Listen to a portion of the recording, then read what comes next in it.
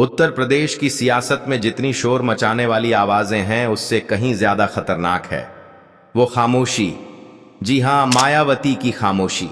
ये वही खामोशी है जो कभी अचानक चुनाव जीतकर सत्ता तक पहुंच जाती है और बड़े बड़े नेताओं की कुर्सियां हिला देती है। आज लोग पूछ रहे हैं, मायावती चुप क्यों है? क्या ये चुप्पी सिर्फ इंतजार है या फिर यह खामोशी उस बड़े तूफान का संकेत है जो आने वाले दिनों में यूपी की राजनीति की तस्वीर ही बदल देगा? आज हम आपको बताएंगे मायावती की वही छुपी हुई रणनीतियां, वो चालें जो अगर चलीं तो पूरा खेल बदल जाएगा। तो बने रहिए हमारे साथ, क्योंकि अगले कुछ पल में आप सुनने वाले हैं राजनीति का सबसे बड़ा रहस्य, मायावती की खामोशी में छुपा तूफान। उससे पहले आप सभी लोग चैनल को सब्सक्राइब कर लीजिए ताकि मायावती जी वीडियो हर भारत के नागरिक के आंखों के सामने पहुंचे, जिससे मायावती जी को राजनीतिक मदद मिलेगी, लोग उन्हें फिर से पहचानेंगे और सत्ता में लाएंगे। तो शुरू करते हैं। यूपी की राजनीति में एक नाम ऐसा है जो हमेशा चुप रहकर भी सबसे ज्यादा सुर्खियां बटोर लेता है। ये नाम है बहुजन समाज पार्टी की सुप्रीमो मायावती का। लोग कहते हैं कि राजनीति में शोर मचाकर वोट लिए जाते हैं, लेकिन मायावती का अंदाज बिल्कुल उल्टा है। वो चुप रहती हैं और उनकी खामोशी ही उनके विरोधियों की सबसे बड़ी बेचैनी बन जाती है। कभी सोचा है कि क्यों मायावती के एक एक बयान का वजन इतना भारी होता है कि सियासी गलियारों में हलचल मच जाती है? क्यों जब बहन जी खामोश रहती हैं तब भी नेता लोग बेचैन हो उठते हैं? आज इसी राज पर से पर्दा उठेगा यूपी की राजनीति में।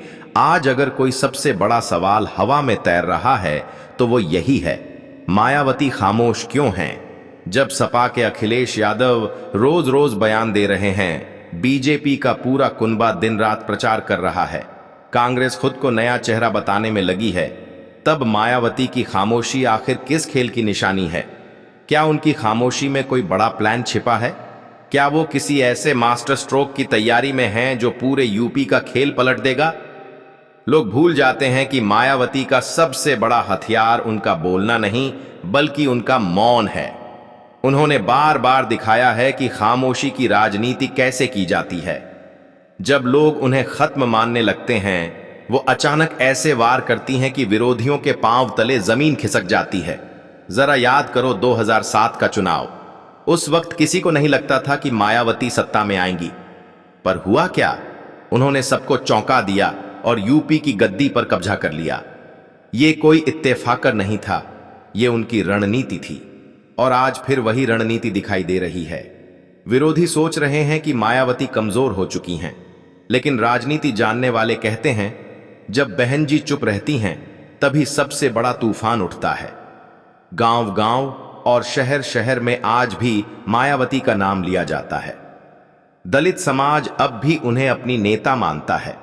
विरोधी चाहे जितना प्रचार कर लें, यह सच्चाई है कि बहन जी का वोट बैंक आज भी मजबूत है और यही वोट बैंक यूपी की राजनीति की दिशा तय करता है। अब सोचो, जब मायावती इतनी ताकत अपने साथ रखती हैं और फिर भी चुप रहती हैं, तो क्या यह खामोशी तूफान से पहले की शांति नहीं है?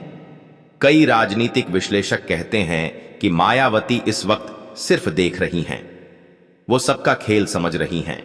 अखिलेश यादव क्या कर रहे हैं, बीजेपी की रणनीति क्या है, कांग्रेस कहां तक पहुंच सकती है, इन सबको परख कर वो अपना दांव खेलने की तैयारी कर रही हैं। क्योंकि मायावती को मालूम है, सही वक्त पर सही चाल चली जाए तो पूरा खेल पलटा जा सकता है। मायावती की राजनीति हमेशा सस्पेंस से भरी रही है। वो अचानक फैसले लेती हैं, कभी पार्टी से बड़े बड़े नेताओं को बाहर निकाल देती हैं, तो कभी ऐसे नामों को आगे बढ़ा देती हैं जिनकी उम्मीद कोई नहीं करता। ये उनका अंदाज है। विरोधी सोचते रह जाते हैं कि बहन जी क्या करेंगी, और जब तक वो समझ पाते हैं खेल खत्म हो जाता है। आज उनकी खामोशी को लोग कमजोरी मान रहे हैं, लेकिन सच्चाई ये है कि ये खामोशी ही उनकी सबसे बड़ी ताकत है, क्योंकि मौन में छुपा होता है वो राज जो बाहर आते ही सियासी तूफान ला देता है। मायावती अच्छी तरह जानती हैं कि मीडिया की सुर्खियां हमेशा रहना जरूरी नहीं होता। असली खेल तो जमीन पर होता है और जमीन पर उनकी पकड़ आज भी बहुत मजबूत है। सोचो जरा, जब गांव का गरीब दलित वोटर जब शहर का दबा कुचला आदमी, जब मजदूर और खेतीहर किसान ये सुनता है कि बहन जी खामोश हैं, तो उसके मन में क्या आता है? उसे लगता है कि बहन जी कुछ बड़ा करने वाली हैं। यही सोच उस वोटर को जोड़कर रखती है। ये खामोशी विरोधियों को डराती है। बीजेपी सोचती है कि मायावती का दलित वोट बैंक कहीं फिर से एकजुट न हो जाए। सपा डरती है कि मायावती कहीं मुस्लिम वोटरों को अपने साथ न खींच लें। कांग्रेस के लिए तो मायावती हमेशा से सिरदर्द रही हैं, क्योंकि अगर बहन जी मैदान में एक्टिव हो जाएं, तो कांग्रेस का पूरा समीकरण ध्वस्त हो सकता है। तो सवाल यह है, आखिर मायावती का अगला दांव क्या होगा? क्या वो दलित मुस्लिम समीकरण को फिर से जगा रही हैं? क्या वो चुपचाप गांव-गांव अपने संगठन को मजबूत कर रही हैं? क्या ये खामोशी एक ऐसे गठबंधन की तैयारी है जिसे सुनकर विरोधियों के होश उड़ जाएंगे? इतिहास गवाह है कि मायावती कभी भी बिना प्लान के कदम नहीं उठाती। उनके हर कदम के पीछे महीनों की तैयारी होती है। जब वो बोलेंगी तो ऐसा बयान आएगा कि पूरे देश में हलचल मच जाएगी। यही वजह है कि उनकी खामोशी ही सबसे बड़ा बम है। लोगों को लगता है कि मायावती उम्र दराज हो चुकी हैं, अब पहले जैसी ताकत नहीं रही। लेकिन राजनीति सिर्फ उम्र से नहीं चलती, राजनीति चलती है रणनीति से, और मायावती रणनीति की मास्टर खिलाड़ी हैं। आज उनकी खामोशी देखकर कई लोग अंदाजा लगा रहे हैं कि शायद वो राजनीति से पीछे हट रही हैं। लेकिन जो लोग बहन जी को जानते हैं वो समझते हैं, ये पीछे हटना नहीं, बल्कि शेरनी का शिकार से पहले एक कदम पीछे लेना है, ताकि जब वो छलांग मारें तो शिकार बच न पाए। तो भाई, बहन जी की यह खामोशी मामूली नहीं है, ये तूफान से पहले की शांति है। और जब ये तूफान उठेगा तो न सिर्फ यूपी की राजनीति बल्कि पूरे देश की राजनीति हिल जाएगी। यूपी की राजनीति में अक्सर कहा जाता है कि यहां चुनाव सिर्फ पार्टियों से नहीं बल्कि चेहरों से लड़े जाते हैं, और उन चेहरों में मायावती का नाम सबसे अहम है। लेकिन उनका अंदाज हमेशा सबसे अलग रहा है। वो न मंचों पर ऊंची आवाज में भाषण देती हैं, न रोज मीडिया में दिखती हैं। फिर भी उनका नाम ऐसा है कि बिना बोले ही पूरे विपक्ष के लिए टेंशन पैदा कर देता है। यही वजह है कि उनकी खामोशी को लोग अब रहस्य मानने लगे हैं। सोचो जरा, एक नेता जो 4 बार उत्तर प्रदेश का मुख्यमंत्री बन चुका हो, जिसका वोट बैंक इतना मजबूत हो कि चुनाव में हमेशा फैक्टर साबित हो, वो अगर अचानक खामोश हो जाए तो क्या यह सामान्य बात हो सकती है? बिल्कुल नहीं। यह खामोशी ही तो है जो सबसे बड़ा तूफान बनने वाली है। मायावती की राजनीति की सबसे बड़ी खूबी यही है कि वो विरोधियों को कभी अपने अगले कदम का अंदाजा नहीं होने देती। आज उनकी खामोशी देखकर अखिलेश यादव चैन की सांस नहीं ले पा रहे। बीजेपी को भी लग रहा है कि दलित वोट कहीं एक बार फिर से एकजुट न हो जाए, और कांग्रेस, जो यूपी में पहले से ही हाशिए पर है, उसके लिए तो बहन जी का हर कदम एक नई मुश्किल खड़ी करता है। अब सवाल ये उठता है कि आखिर मायावती की इस खामोशी में क्या छुपा है? क्या वो नए गठबंधन की तैयारी कर रही हैं? क्या वो अपनी पार्टी को अंदर से मजबूत करने में लगी हैं? या फिर क्या वो इंतजार कर रही हैं सही वक्त का, ताकि एक ही वार में विरोधियों को धराशायी कर दें? देखा जाए तो मायावती हमेशा से ऐसी ही राजनीति करती आई हैं। 1943 का वो कुख्यात गेस्ट हाउस कांड याद करो। तब सपा और बीएसपी का गठबंधन टूटा था और मायावती ने अकेले दम पर अपनी ताकत दिखा दी थी। उसके बाद 2007 का चुनाव आया, जहां उन्होंने दलित और ब्राह्मणों का ऐसा गठजोड़ बनाया कि पूरे देश में चर्चा हो गई। उस वक्त भी उनकी रणनीति किसी को समझ नहीं आई थी, और अचानक सत्ता उनके हाथ में आ गई। यानी मायावती की पहचान ही यही है। वो खामोशी से काम करती हैं, और जब दांव चलती हैं तो विपक्षियों को संभलने का मौका तक नहीं देती। यही कारण है कि आज उनकी खामोशी को लोग हल्के में नहीं ले रहे। अब जरा जमीन की हकीकत समझो। गांवों में, कस्बों में दलित समाज के बीच आज भी मायावती का गहरा असर है। लोग भले ही मीडिया पर उनका चेहरा कम देखते हों, लेकिन कार्यकर्ता जानते हैं कि बहन जी का इशारा ही काफी है। और यही चीज मायावती को खास बनाती है, क्योंकि जब नेता रोज रोज बोलते हैं तो उनके शब्दों की कीमत घट जाती है। लेकिन जब बहन जी चुप रहती हैं और अचानक बोलती हैं तो पूरा माहौल बदल जाता है। इस खामोशी की राजनीति में एक और राज छुपा है, वो है जनता में उत्सुकता बनाए रखना। राजनीति में सस्पेंस हमेशा काम करता है। लोग सोचते रहते हैं कि बहन जी क्या करेंगी, और जब तक उनका जवाब नहीं मिलता तब तक उनका नाम चर्चा में बना रहता है। मायावती अच्छी तरह जानती हैं कि यूपी की राजनीति में बयानबाजी से ज्यादा असर संगठन की मजबूती का होता है। इसलिए उनकी खामोशी के पीछे ये भी वजह हो सकती है कि वो पार्टी संगठन को अंदर से तैयार कर रही हों। जरा सोचो, अगर वो अचानक कोई बड़ी रैली बुलाएं और उसमें लाखों लोग पहुंच जाएं तो कैसा माहौल बनेगा। विरोधियों की हवा टाइट हो जाएगी।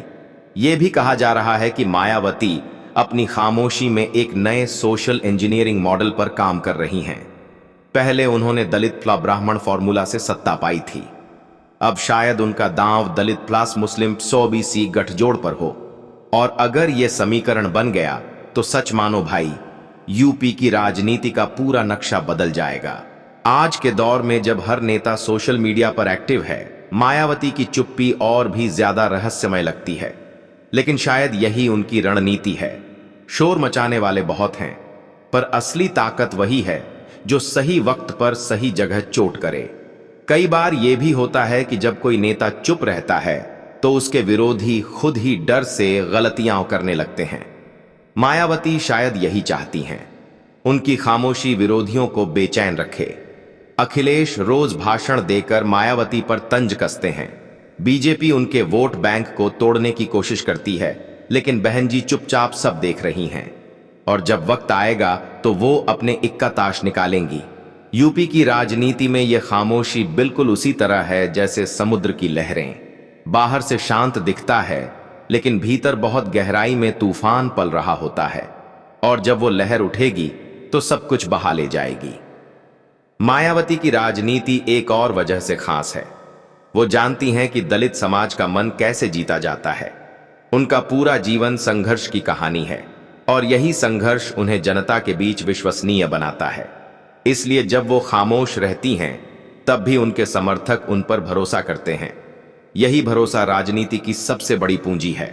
अब सोचो, अगर ये खामोशी सिर्फ एक रणनीति है तो उसका अगला कदम क्या होगा। क्या बहन जी अचानक किसी दिन प्रेस कॉन्फ्रेंस करके बड़ा ऐलान कर देंगी? क्या वो सपा या कांग्रेस को पूरी तरह हिला देंगी, या फिर क्या वो अकेले दम पर मैदान में उतरेंगी और सबको चौंका देंगी? यूपी का मतदाता आज भी मायावती को याद करता है। लोग कहते हैं, बहन जी भले ही खामोश हों, लेकिन जब वो बोलेंगी तो बम फटेगा।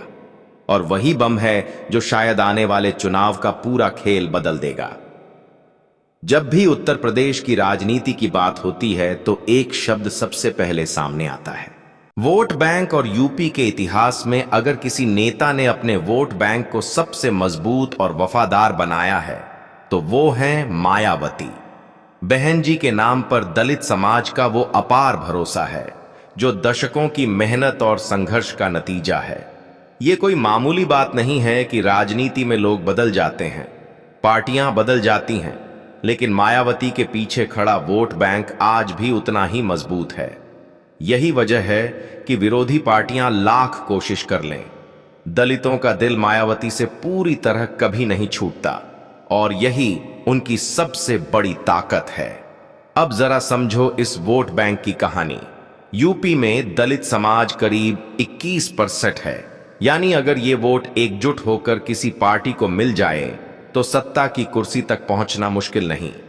मायावती ने यही समीकरण सबसे पहले पहचाना था। उन्होंने बाबा साहेब भीमराव आंबेडकर के मिशन को आगे बढ़ाते हुए दलितों को संगठित किया और बताया कि सत्ता में हिस्सेदारी उनका हक है। सोचो जरा, जब समाज के वो लोग जिन्हें हमेशा दबाया गया, उन्हें पहली बार लगा कि कोई नेता सचमुच उनकी आवाज है, तो उन्होंने उसे भगवान की तरह मान लिया। यही कारण है कि आज भी गांव-गांव में लोग कहते हैं, हमारे लिए बहन जी ही हैं। 2007 का चुनाव याद करो, उस वक्त मायावती ने दलितों के साथ साथ ब्राह्मणों को भी जोड़ा और नारा दिया, ब्राह्मण शंख बजाएगा, हाथी बढ़ता जाएगा। नतीजा यह हुआ कि बीएसपी को बहुमत मिला और मायावती ने इतिहास रच दिया। लेकिन उस जीत के पीछे असली ताकत दलित वोट थे। आज विरोधी पार्टियां चाहे कितनी भी कोशिश करें, दलित वोट बैंक को पूरी तरह अपने पक्ष में खींचना आसान नहीं है। अखिलेश यादव सपा को मजबूत करने के लिए दलितों को लुभाने की कोशिश करते हैं। बीजेपी दलित नेताओं को आगे करके अपने पाले में करने का प्रयास करती है। कांग्रेस भी अपने पुराने दिन याद कर दलितों को वापस चाहती है। लेकिन दलित समाज का एक बड़ा वर्ग अब भी मायावती के नाम से ही जुड़ा है। अब सवाल ये उठता है कि क्या सिर्फ दलित वोट से मायावती सत्ता में लौट सकती हैं? जवाब है नहीं। लेकिन अगर दलित वोट बैंक मजबूत बना रहा और उसके साथ एक नया समीकरण जुड़ गया तो सत्ता पलट सकती है, और यही मायावती का मास्टर स्ट्रोक हो सकता है। आज दलित वोट बैंक की सबसे बड़ी ताकत यह है कि यह ट्रांसफरेबल वोट नहीं है। यानी अगर दलित बहन जी के साथ हैं तो वो पूरी तरह उनके साथ ही रहते हैं। दूसरी पार्टियों को भले ही चुनावी हवा लगे, लेकिन दलित वोट बैंक किसी और को आसानी से नहीं मिलता। यही वजह है कि बीजेपी भी मायावती को हल्के में नहीं लेती। दलित वोट बैंक मायावती के लिए सिर्फ वोट नहीं, बल्कि भावनाओं का जुड़ाव है। जब मायावती मंच से बोलती हैं कि हमारी पार्टी ही असली दलितों की पार्टी है, तो ये बात लोगों के दिल में उतर जाती है। और राजनीति में जब भावनाएं जुड़ जाती हैं तो गणित खुद ब खुद मजबूत हो जाता है। अब जरा सोचो, अगर मायावती इस दलित वोट बैंक के साथ मुसलमानों को जोड़ दें तो क्या होगा? मुसलमान यूपी में करीब 19% हैं, यानी दलित प्लस प्लस मुस्लिम ए 40% वोट। और भाई, यूपी में 40% वोट का मतलब है सीधा सत्ता का दरवाजा। यही कारण है कि मायावती की खामोशी के पीछे यह भी संभावना देखी जा रही है कि वो मुस्लिम समाज के लिए कोई बड़ा ऐलान करें। गांवों की गलियों में आज भी लोग कहते हैं कि मायावती जब मुख्यमंत्री थीं तो कानून व्यवस्था सबसे सख्त थी। दलित समाज को सुरक्षा का एहसास था। पुलिस और प्रशासन में उनकी सुनी जाती थी। यही बातें आज फिर से उठाई जा रही हैं।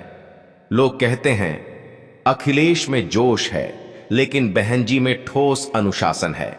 ये वोट बैंक मायावती को वो ताकत देता है जो किसी और नेता के पास नहीं है। बीजेपी का वोट बैंक बंट सकता है, सपा का वोट बैंक खिसक सकता है, लेकिन मायावती का कोर वोट बैंक हमेशा उनके पास ही रहता है। और राजनीति में यही असली गेम चेंजर होता है।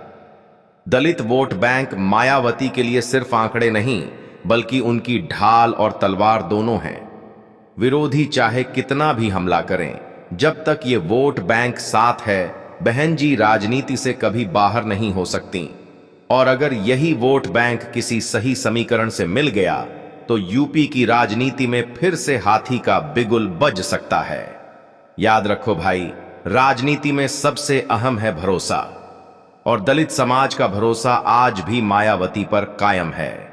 यही भरोसा है जो चुनावी नतीजों को बदल सकता है। और शायद यही वजह है कि विरोधी पार्टियां रातों की नींद खो बैठी हैं, क्योंकि उन्हें डर है कि दलित वोट बैंक एक बार फिर से हाथी को सत्ता तक पहुंचा सकता है। राजनीति में जीत हार सिर्फ नारे और भाषण से नहीं तय होती, बल्कि समीकरणों से तय होती है।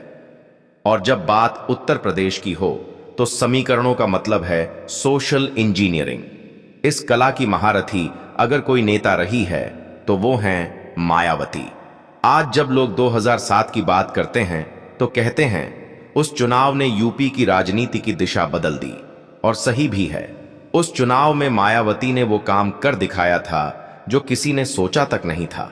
दलितों और ब्राह्मणों को एक मंच पर खड़ा करना ये नामुमकिन सा लगता था, लेकिन बहनजी ने इसे मुमकिन कर दिया। उनका नारा ब्राह्मण शंख बजाएगा, हाथी बढ़ता जाएगा, गांव गांव गली गली गूंज उठा। नतीजा, हाथी की ऐसी गर्जना हुई कि बीएसपी को अकेले बहुमत मिला। यह वही कमाल था जिसने मायावती को न सिर्फ सत्ता दी, बल्कि पूरे देश को यह संदेश भी कि अगर यूपी में सोशल इंजीनियरिंग सही हो जाए तो कोई भी नेता अजेय हो सकता है। अब 2025 की राजनीति में सवाल यही है कि क्या मायावती फिर वही फॉर्मूला दोहरा सकती हैं? सोचो जरा, यूपी में दलित 21%, मुस्लिम 19%, ब्राह्मण 10% और बाकी ओबीसी मिलकर पूरे चुनावी गणित को तय करते हैं। अगर मायावती फिर से किसी नए फॉर्मूले से इन वर्गों को जोड़ लें तो खेल बदल सकता है। अब जरा देखो पिछले कुछ सालों में क्या हुआ। बीजेपी ने हिंदुत्व और विकास का नारा देकर ब्राह्मणों को अपने पाले में रखा। सपा ने यादव मुस्लिम समीकरण को मजबूत किया। कांग्रेस भी अपनी जगह बनाने की कोशिश में रही, लेकिन दलित और मुस्लिम समाज दोनों को लगने लगा है कि उन्हें सिर्फ वोट बैंक की तरह इस्तेमाल किया जा रहा है। यहीं पर मायावती की एंट्री होती है। अगर वो दलित मुस्लिम समीकरण पर दांव लगाती हैं तो यूपी की राजनीति हिल सकती है। दलित प्लस मुस्लिम ए 40% वोट। भाई, यूपी में 40% वोट का मतलब है सीधे सत्ता का दरवाजा। और अगर इसमें ब्राह्मण या कुछ ओबीसी वर्ग भी जुड़ जाएं तो विपक्ष का पूरा खेल खत्म हो सकता है।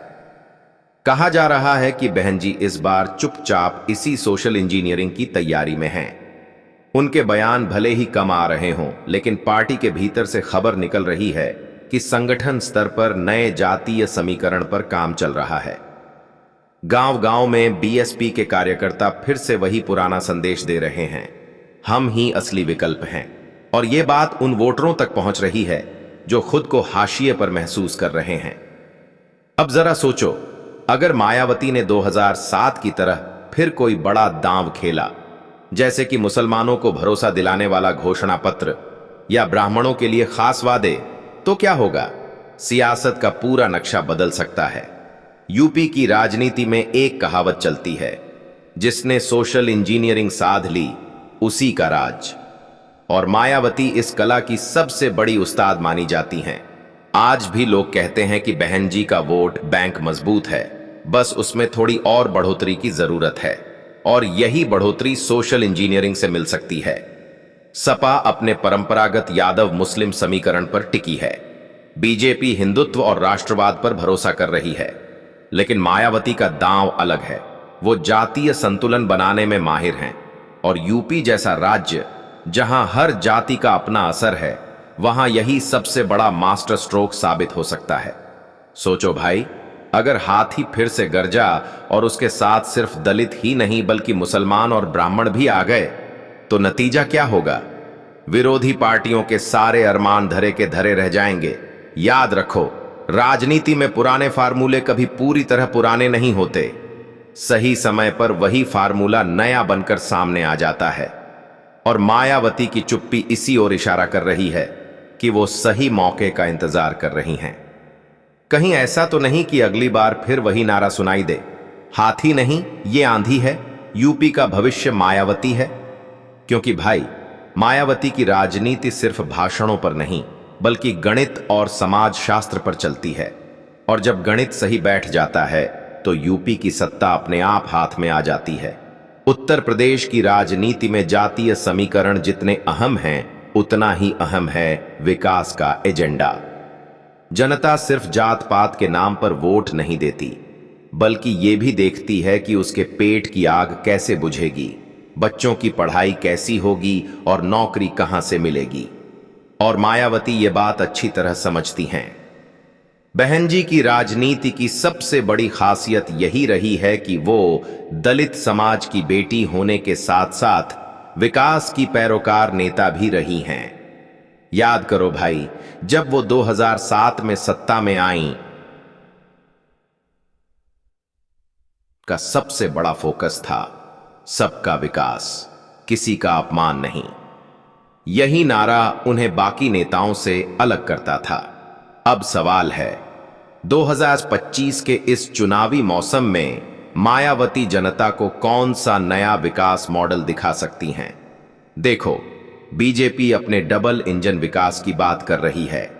सपा किसानों और युवाओं की नौकरियों पर फोकस कर रही है।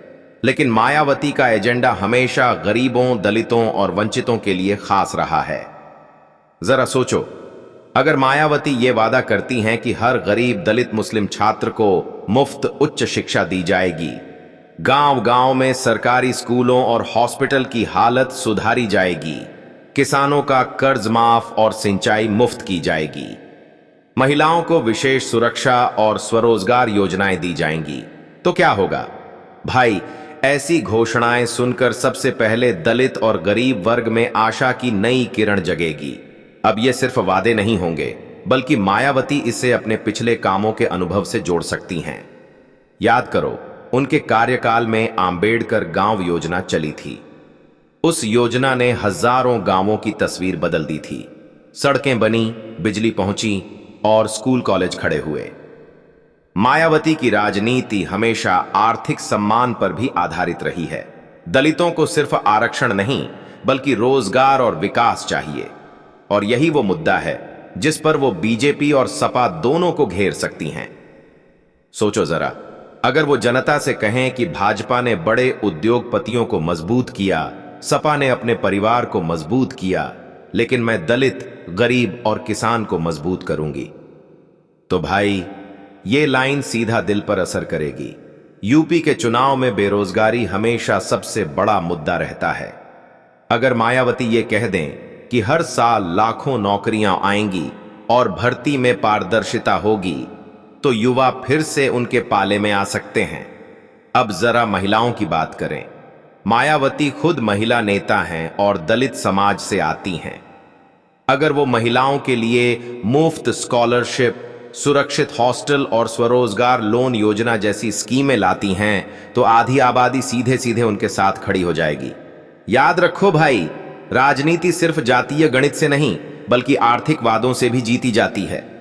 और मायावती जानती हैं कि गरीब तबका हमेशा उस नेता के साथ जाता है जो उसके लिए रोटी, कपड़ा और मकान की गारंटी दे। अब यह भी मत भूलो कि बीएसपी की राजनीति सिर्फ दलित तक सीमित नहीं है। अगर मायावती आर्थिक एजेंडा सबके लिए रखती हैं, दलित, मुस्लिम, ब्राह्मण, ओबीसी, तो पूरा समाज उनका संदेश समझेगा कि यह सरकार सबकी है, किसी एक जाति की नहीं। भाई सोच कर देखो, अगर मंच से मायावती बोलें, मेरे मुख्यमंत्री रहते किसी भी गरीब को भूखा नहीं सोना पड़ेगा, तो ये लाइन अखबारों की हेडलाइन बनेगी और टीवी डिबेट का मुद्दा। अब सवाल है, क्या जनता इस पर भरोसा करेगी? तो जवाब है हां, क्योंकि जनता जानती है कि बहन जी जब सत्ता में रहीं तो उन्होंने कई बड़े प्रोजेक्ट शुरू किए। लखनऊ और नोएडा की चौड़ी सड़कों से लेकर गांवों की गलियों तक उनके काम दिखते हैं। यूपी की जनता यह भी जानती है कि मायावती का पैसा घोटालों या परिवारवाद में नहीं बंटता, बल्कि विकास परियोजनाओं में लगता है। यही उनकी सबसे बड़ी ताकत है। और भाई, राजनीति में एक लाइन बहुत मशहूर है, जिसके पास विकास का विजन हो, उसके पास सत्ता की चाबी होती है। तो मायावती का ये नया आर्थिक एजेंडा ही वो चाबी साबित हो सकता है जो सत्ता के दरवाजे खोल दे। क्योंकि जातीय समीकरण, दलित वोट बैंक और खामोशी, ये सब अपनी जगह सही है, लेकिन जनता के दिल में जगह बनाने के लिए रोटी, रोजगार और शिक्षा ही असली हथियार हैं। और मायावती अगर इसे पकड़ लेती हैं, तो यूपी में फिर से हाथी की बिगुल बज सकती है। राजनीति में असली ताकत सिर्फ वोट से नहीं, बल्कि उस भरोसे से आती है जो जनता अपने नेता पर करती है। मायावती की पूरी यात्रा भरोसे की इसी राजनीति पर टिकी हुई है।